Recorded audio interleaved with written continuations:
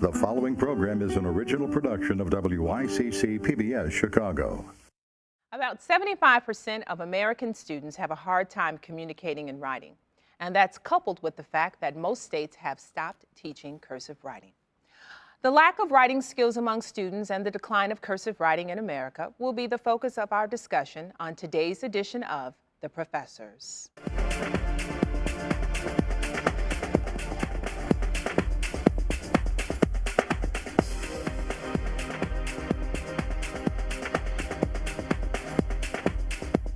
Joining us to talk about writing and the decline of cursive writing are Jennifer Berne, Chair of the Department of Literacy Education at Northern Illinois University, Michael Crenshaw, Professor of English at Daly College, Chanell Harris-Smith, Communications Professor at Kennedy King College, and Stephen Wolk, Professor of Education at Northeastern Illinois University. Welcome all. Thanks for having me. So cursive writing is not a part of the Common Core. It's been removed. Any speculations, or does anyone have any knowledge as to why? Because I did the research and I couldn't find a cogent explanation. I mean, I would say that, just speaking from what I see from my students, in terms of when I get assignments back, it's not legible. Can't read it. So I find myself with some of my students when I'm trying to read this, I end up handing it back to them and say print it, because I cannot read what they're writing. And I don't want to be that teacher, because I've had it happen to me, where I have that teacher say, you know what, I can't read this. This must automatically be wrong. I'm going to give you a bad grade. Mm-hmm. And so that would be my best guess, for lack of better words. So the reason it's no longer there is because people do it so poorly? I mean, I guess in most of the articles that I read, we just don't need it anymore. That's what most of the writers were saying. It's not necessary because of the proliferation of technology. You know, everyone has a tablet, everyone has a smartphone, everyone has a laptop, everyone's typing most of the communication that we do from day to day.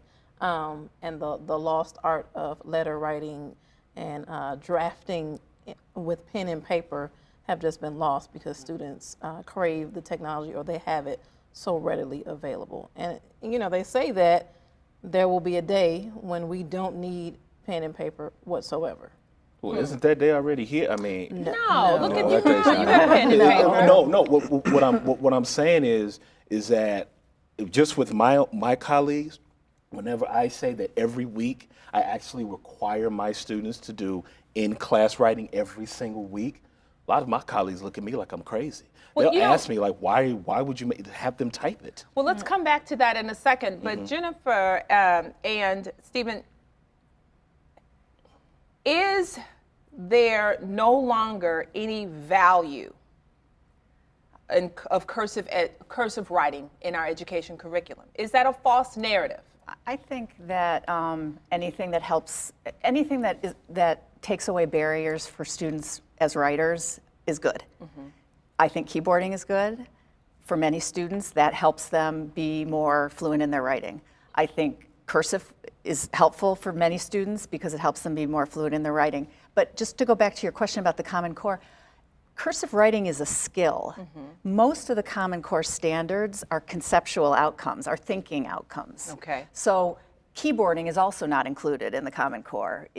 But good writing is included in the Common Core, and some would say that cursive writing is a prerequisite for good writing. Others would say otherwise. I don't really care about cursive writing, I'll be honest. I'm more interested in the content of writing and the writing skills, which are horrendous for a variety of reasons. Cursive writing, I can give and take it, I don't care. I guess the only stipulation I would say is, if we're going to teach it, it needs to be as painless as possible. I agree. I think that, it'll help some students. As an undergraduate in college, I was an art and design major, and one of the first things they do is purge your system of cursive writing. There are many people who work in many fields who cursive writing is not part of their, you just don't do it, And so I think some kids it'll benefit, some kids it'll hurt, and so in the end, I don't really care if we do it or not. My son is in high school. He was never really taught formally how to do cursive writing, but he still does kind of his own version of it. And I think he's doing okay. But for younger children in elementary school, is there not a value in teaching cursive writing, there's something more than just simply saying, okay, look at the beautiful script on the page. It's my understanding that, it's from that is where they learn to think critically, learn to think before they speak. It's a way to authenticate, another way to authenticate their voice and be creative. And we're saying that there's no need for that. By how they write?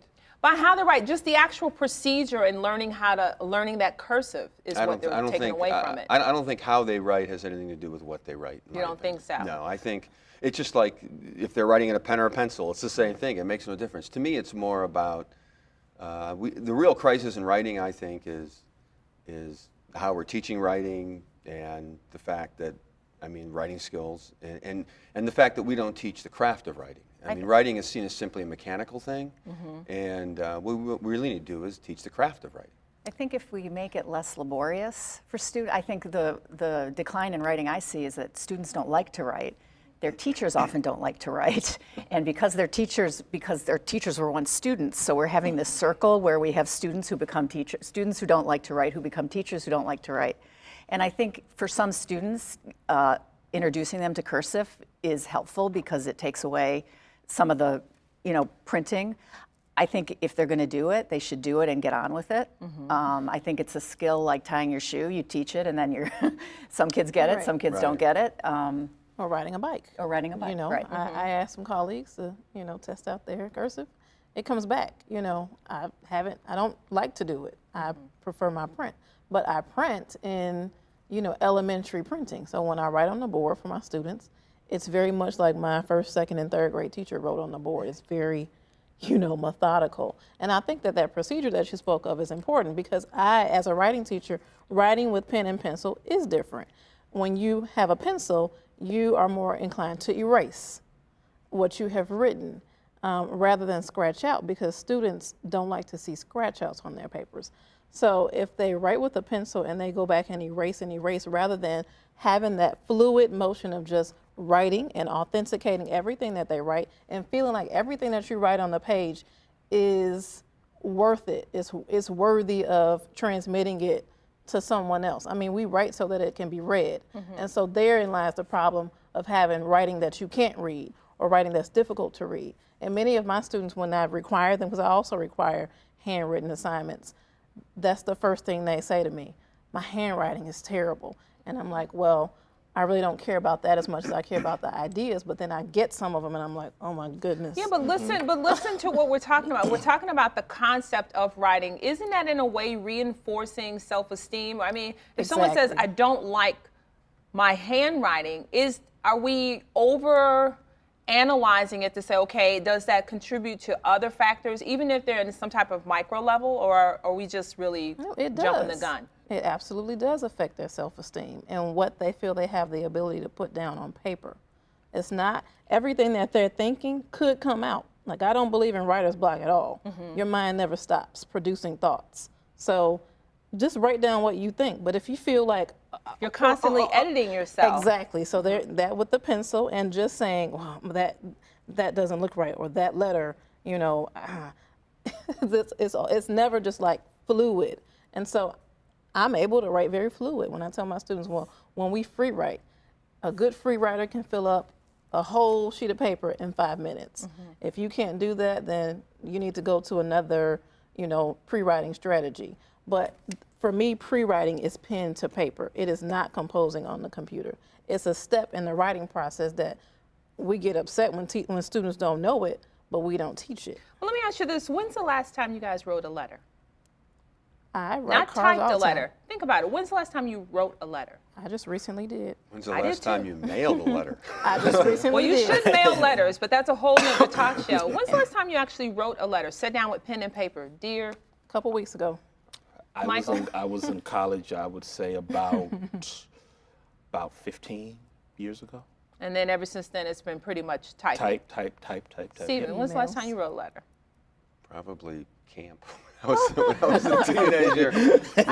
I write thank you notes. When I write thank you notes, I write them. Yeah, I guess that's a good by point. hand. Some thank you notes. I do, but or a condolence note. yeah, or something. there's something impersonal about sending an email. But exactly, Exactly, and that's Yeah. what I'm saying. You know, I know we talk about the cursive writing being a skill, but there's something else that gets communicated with that handwriting. There is nothing like receiving a handwritten letter. Right, but it could be, I guess my point is it doesn't need to be cursive. And you know, the interesting thing is, you know, I have my students journal write or something in class, college students, and honestly, most of their handwriting is perfectly legible. Many of them write in cursive, many kids just teach it to themselves. Yeah. You know, so I just don't think that, I don't think kind of like, cursive is that big of a deal. And I agree with Jennifer. I mean, if you're going to do it quickly, do it painlessly, and don't hold kids to some kind of high standard that every kid, because some kids it's going to work and some kids it's not, you know?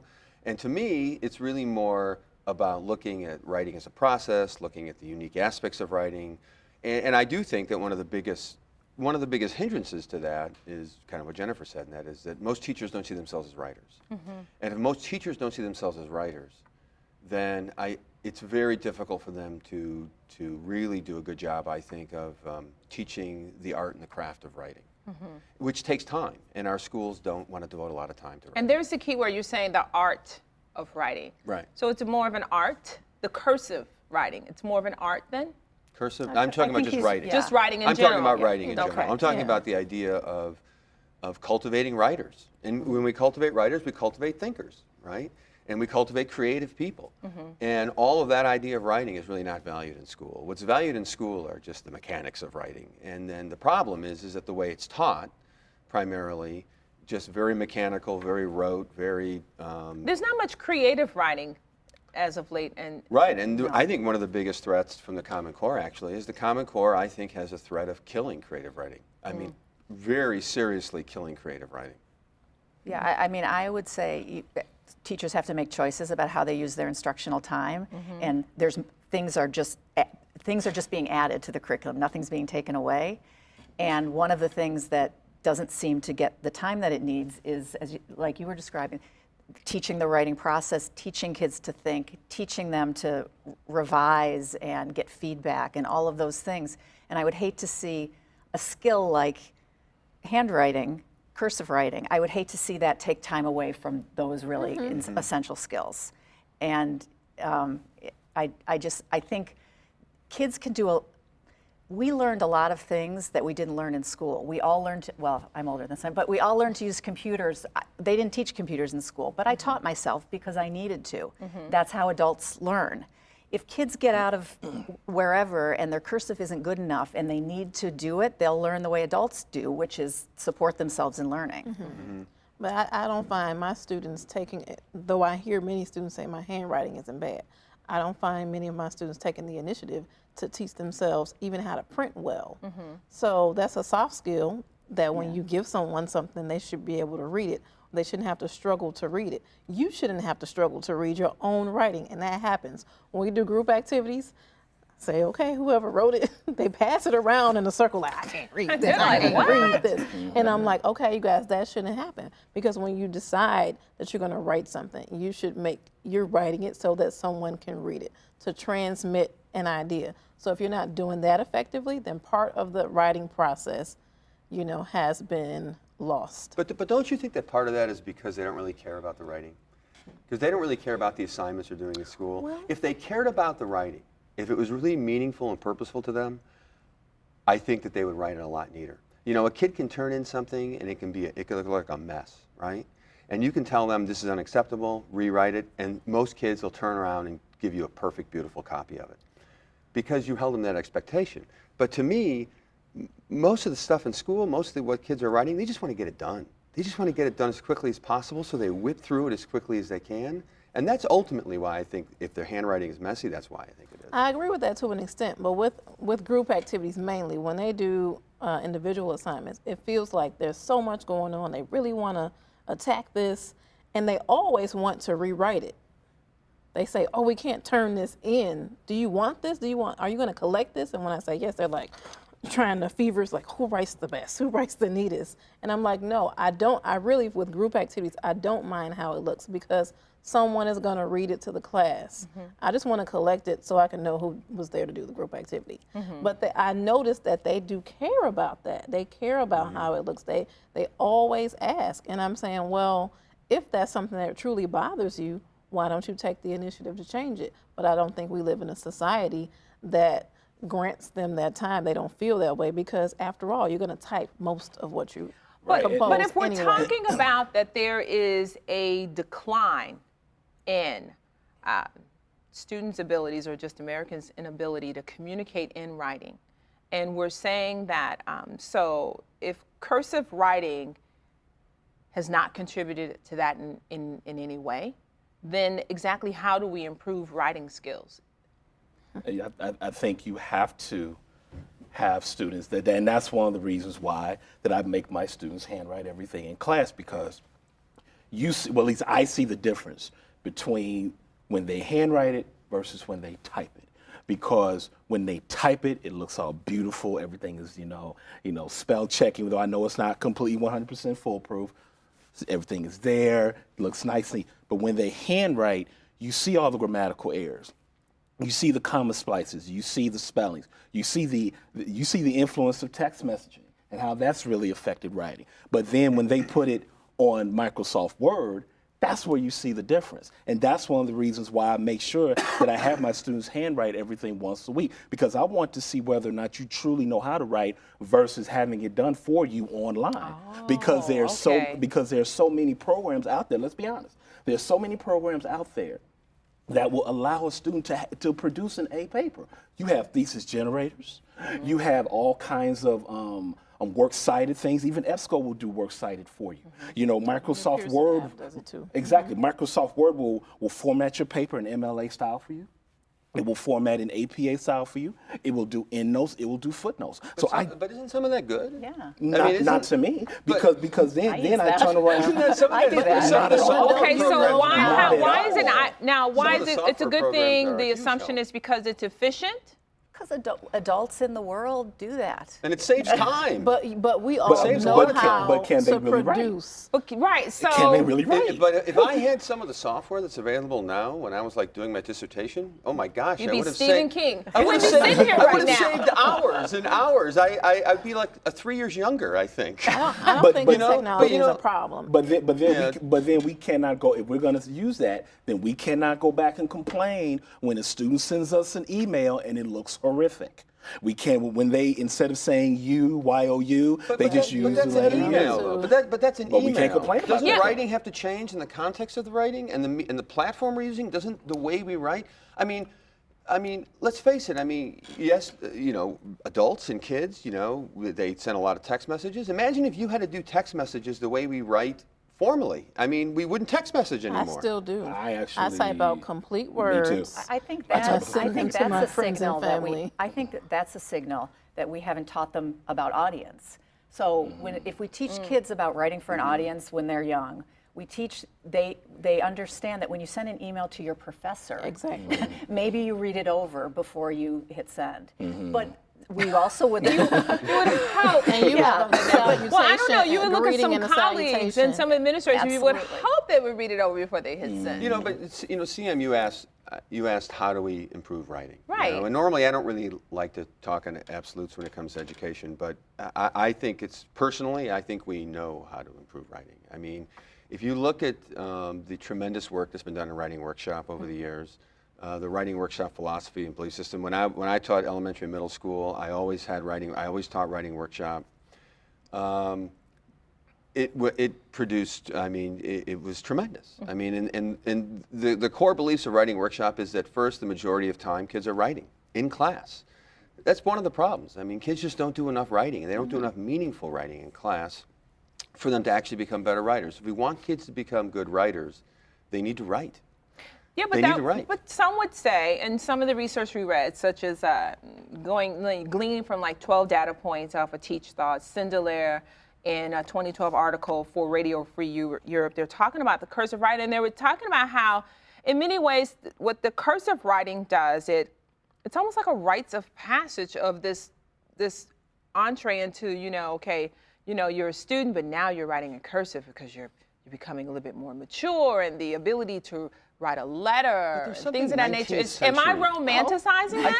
think there's something kind of 19th century She's like, about yes, cursive I am. writing. I think there's something 19th century about cursive writing. Well, I it do. is the kids do the same with chapter I'm so books. heartbroken. it's, So nobody writes No. love letters anymore? You guys just text and send a... That's the new Type that's, it? that's the new That form. is so unromantic. I agree. I'm a huge fan of writing as well as face-to-face communication. But I have had students who would rather send me an email, or if I gave But I'm up. not talking about, not to cut you off, I'm not talking about email. I'm just talking about the good old classic, let's sit down and write a letter. And I think it goes back to Dear to, Chanell, but- your eyes are so beautiful. I mean, you got this nice, beautiful script letter. But No? I think it goes back to what you two were talking about in terms of, as a teacher, will you allow your students to write what they want to write about?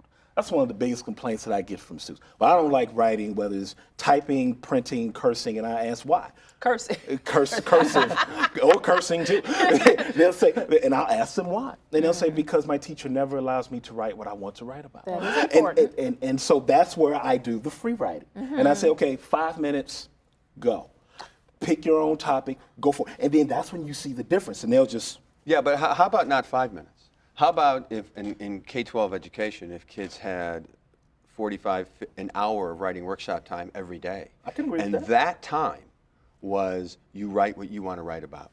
You agree with work on what you maybe you have to write in different genres across time, but during writing workshop, the pure model of writing workshop, which I believe in, during writing workshop, kids choose what they want to write about. They choose what they want to write. One kid is writing a letter, another kid is writing an action adventure story, another kid is writing a comic, you know.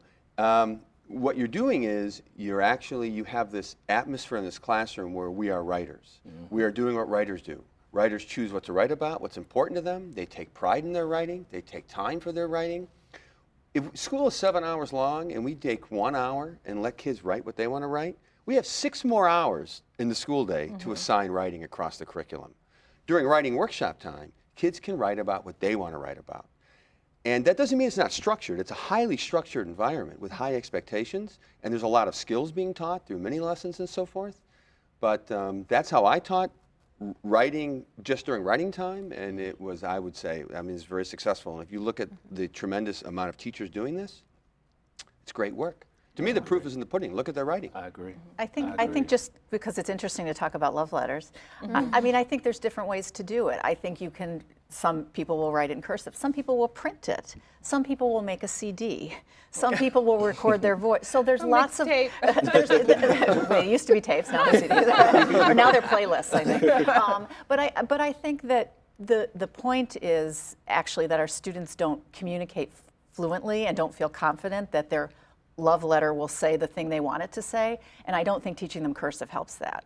I think my criticism of the Common Core is that there's an implication that the things that they write should always be writing from sources, and that writing from their own heads with their own thoughts and their own ideas. That's what I think. If writing suffers because of the Common Core, I think it will be because of the belief that there's no room for students to write what they want, that's frivolous, when we know the research says that that's actually the most essential thing. Well, you know, my heart is panicking because my children know how to cursive write. They went to a school that actually taught them how to write in cursive, and then immediately we're talking about love letters. And I said, well, I guess my sons will be the Casanovas on campus because they'll be writing letters while everybody else is sending out text messages. Yeah, It's but a think about this in skill, it school. When is. do children ever get an opportunity to write a love letter?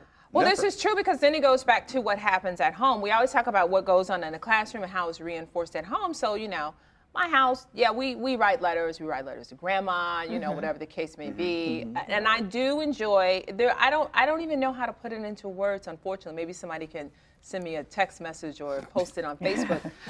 What I'm trying to convey is like there's something that happens until their level of like authority or ownership of their intellect.